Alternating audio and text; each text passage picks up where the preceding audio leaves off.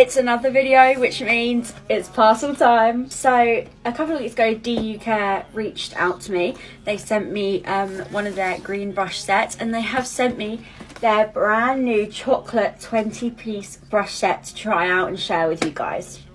So let's open it up and have a look. So it does actually come with a nice case for it this time. Very nice. Let's open it up. Oh, hang on. Whoa. Look at those. So I'm going to take the wrappers all off them and then I'll be back.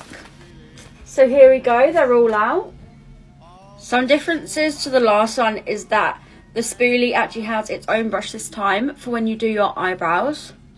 They've gone up lovely. Instead of having the, obviously if you use a pomade or powder, whatever, instead of having the brush to fill in at the end, they are each individual brushes this time. I love how tiny the foundation brush is as well. It's not massive, say like the powder brushes. So I like how small it is. So this is like a full face makeup brush set. So you've got like the foundation, powder, blush, contour, highlight, eyeshadow brushes, lip brushes. There's literally everything in here. And of course this time it came with a little bag for them to go in, so it keeps them all together.